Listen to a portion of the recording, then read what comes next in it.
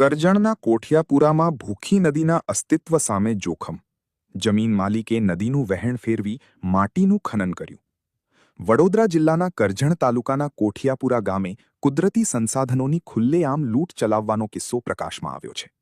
ગામમાંથી પસાર થતી ભૂખી નદીના કુદરતી વહેણને બદલી નાખી તેમાંથી મોટા પાયે માટી ખનન કરી વેચી દેવામાં આવી હોવાની વિગતો સામે આવી રહી છે. એક ખાનગી જમીન માલિક દ્વારા પોતાના સ્વાર્થ ખાતર નદીના પ્રવાહ સાથે છેડા કરવામાં આવતા પર્યાવરણ પ્રેમીઓ અને ગ્રામજનોમાં રોષ જોવા મળી રહ્યો છે. પ્રાપ્ત વિગતો અનુસાર કોઠિયાપુરા ગામની સીમમાંથી વહેતી ભૂખી નદીના પટમાં એક જમીન માલિક દ્વારા કાયદાનું ઉલ્લંઘન કરી નદીનો પ્રવાહ પોતાના ખેતર તરફ વાળી દેવામાં આવ્યો છે. આટલું જ નહીં, વહેણ ફેરવ્યા બાદ ત્યાંથી મોટા પાયે માટીનું ખોદકામ કરી તેને વ્યવસાયિક રીતે વેચી દેવામાં આવી છે. કુદરતી જળસ્ત્રોતના માર્ગ સાથે થયેલી આ છેડછાડ આગામી ચોમાસામાં પૂર જેવી પરિસ્થિતિ અને જમીન ધોવાણની ગંભીર સમસ્યા સર્જી શકે છે. તંત્ર સામે ઊભા થયા અનેક સવાલો. નદી એ સરકારી મિલકત છે અને તેના વહેણમાં ફેરફાર કરવો કે પરવાનગી વગર ખનન કરવું એ ગંભીર ગુનો છે.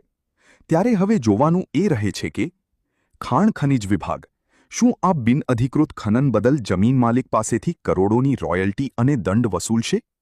સિંચાઈ વિભાગ નદીના કુદરતી માર્ગને પુનઃસ્થાપિત કરવા માટે વિભાગ શું કડક પગલાં લેશે? જિલ્લા કલેક્ટર પર્યાવરણને નુકસાન પહોંચાડનારા આવા તત્વો વિરુદ્ધ ફોજદારી કાર્યવાહીનો આદેશ આપશે ખરા?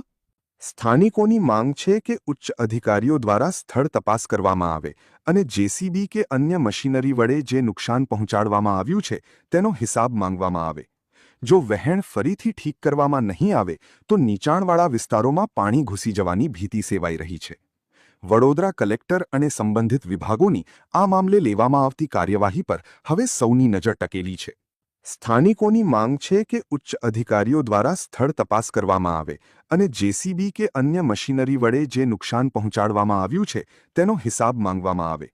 જો વહેણ ફરીથી ઠીક કરવામાં નહીં આવે તો નીચાણવાળા વિસ્તારોમાં પાણી ઘૂસી જવાની ભીતિ સેવાઈ રહી છે. વડોદરા કલેક્ટર અને સંબંધિત વિભાગોની આ મામલે લેવામાં આવતી કાર્યવાહી પર હવે સૌની નજર ટકેલી છે.